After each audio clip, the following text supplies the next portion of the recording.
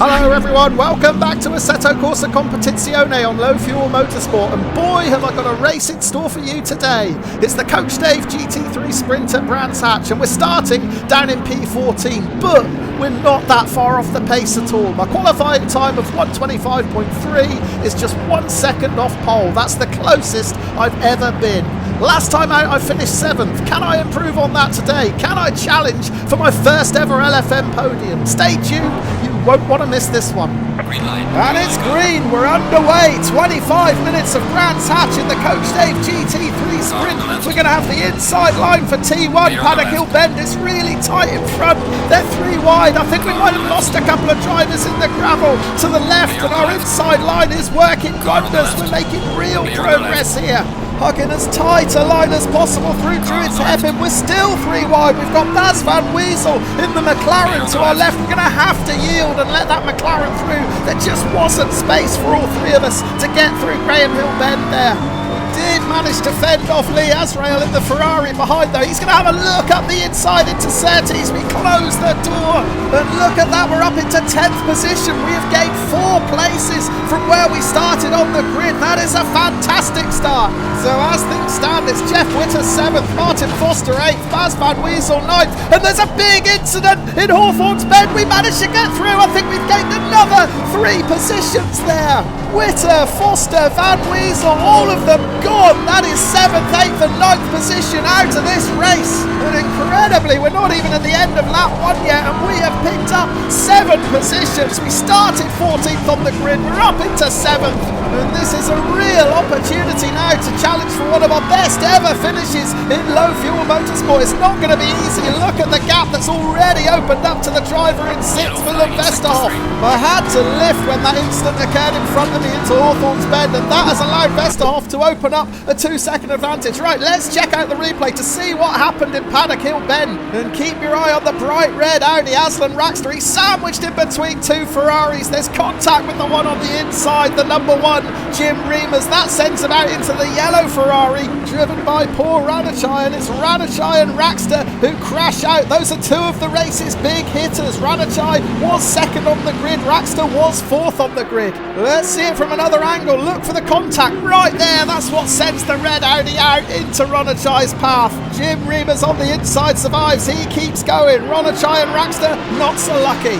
So that incident promoted us up into 10th. Then at Hawthorne's Bend we were going to get 3 more positions. Watch Martin Foster having a look up the inside of Jeff Witter. There's no room. Witter tries to close the door. He gets taken out, and the McLaren of Baz Van Wezel joins in too. We got really lucky to avoid that. Let's watch it again from the chopper cam. There's that contact.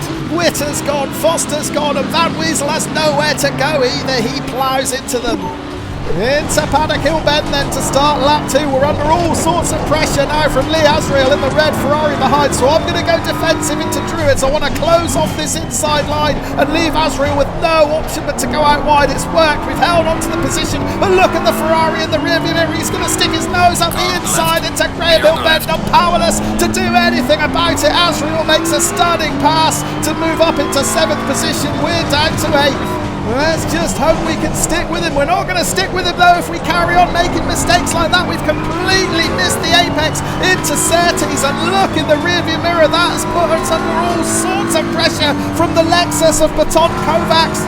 Once again, we're going to have to go defensive and close off the inside line. Kovacs is going wide. It's a brave driver who tries to make a pass around the outside into Hawthorne's Bend, and he wisely thinks twice and backs off. So we're holding on to 8th position now. Kovacs just a couple of tenths behind in 9th.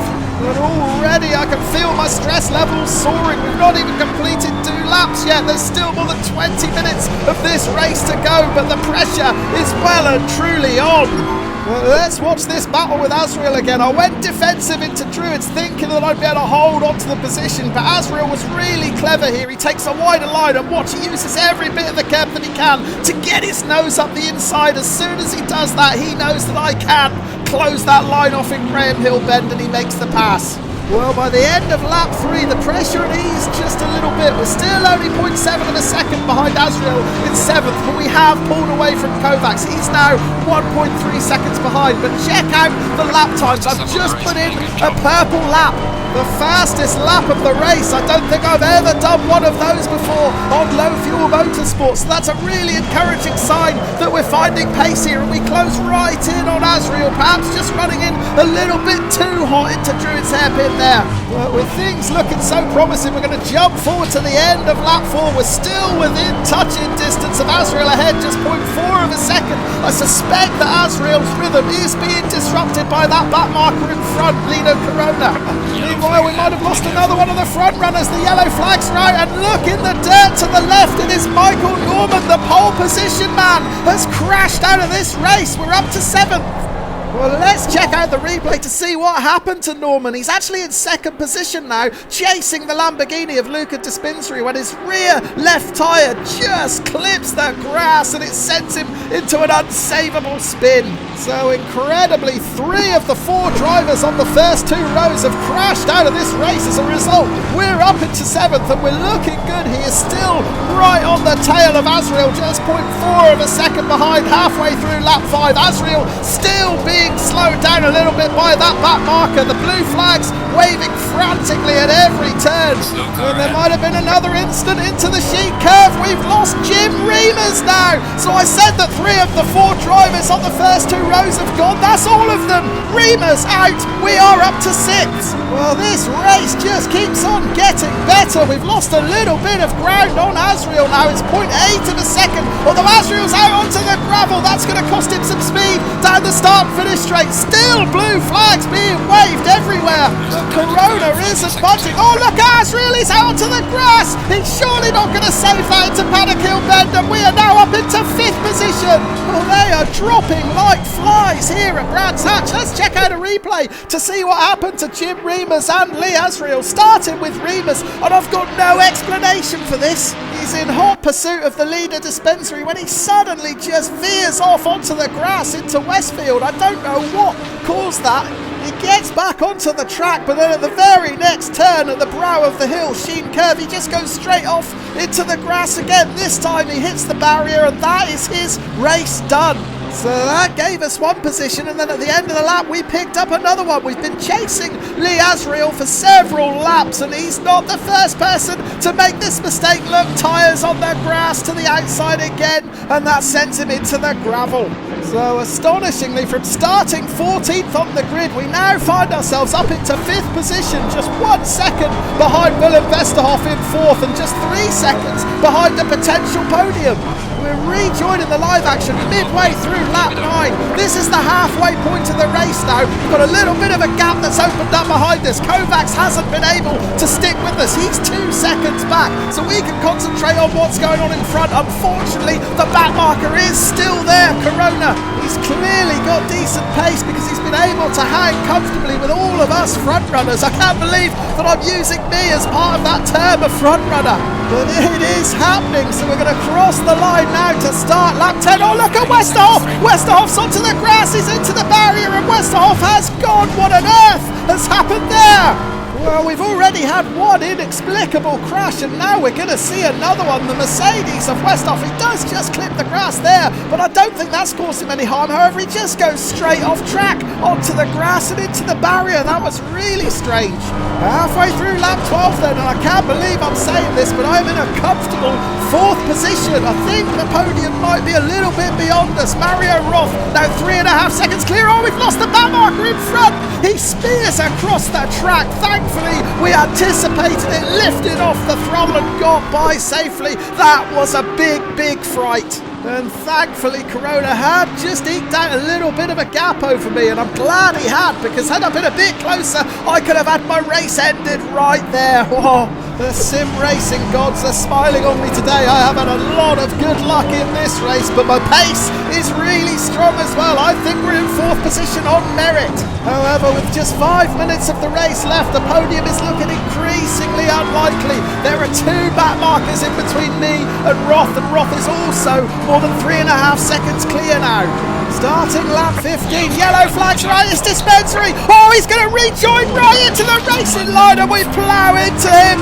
Oh, and straight away I can feel the damage in the car, the front end weaving uncontrollably, pulling at the wheel. Oh, we're up into third position, but I don't know if we're going to survive the last 5 minutes. I'm going to ease off and let the back marker pass straight away. Corona, I don't want to get tangled up with any cars while I assess how much damage we've got. But what on earth happened to Dispensary? He's just lost the lead to Fabian Loss. Oh, he's made the same mistake as several other drivers, clipping the grass on the outside, spins off, but then makes the rash decision to rejoin right to the racing line. There's no way I can stop. I plough into him and I've picked up heavy damage. On board with me now. Look, I've got a clear track at this point, and then suddenly he comes right across onto the apex. One final look from the chopper cam at this crazy rejoin, and will this cost me a podium? I mean, I've only just got up into third position, but will my car be too damaged to hold on to it? Well, straight away I let that red Ferrari of Corona the back marker by, and in doing that I've allowed Kovacs to close the gap to within 1 second. We're rejoining the live action with 1 lap to go. A BMW is feeling very second hand. I've got an advantage of just 0.9 of a second now over Kovacs in 4th position. This is going to be a very long lap. The stress levels really are soaring now.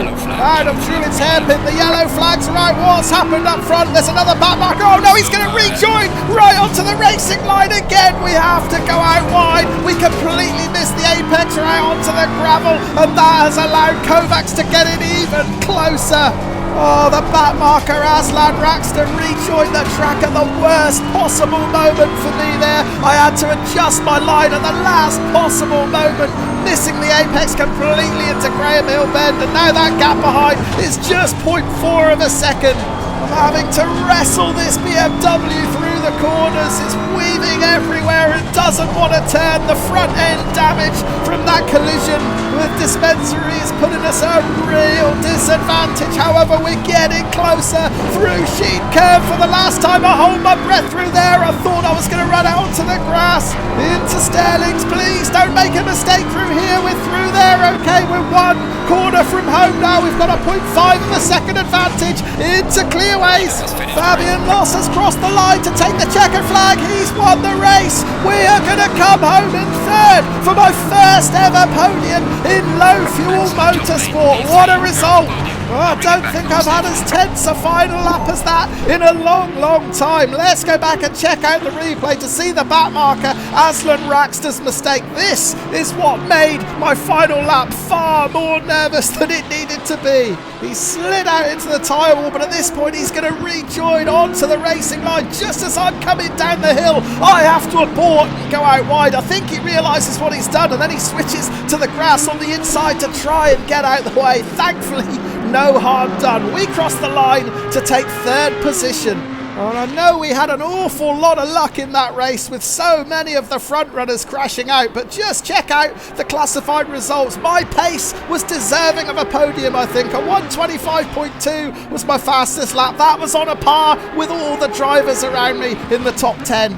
Of course, some of the front runners who crashed out in the early going were able to put laps in the 124s in, but they crashed out. I didn't. I drove a pretty flawless and mistake-free race there, other than, of course, the contact with the driver rejoining in front of me and then managing the race over the final couple of laps with that front-end damage. I'm really satisfied with this result. I can't believe that only 2 races ago I was considering not bothering racing Assetto Corsa Competizione again after that disaster at Zolder. But once again, I've got each and every one of you to thank. It was your support, help and advice that drove me on, got me back to the grid and got me onto the podium. Thank you ever so much for watching.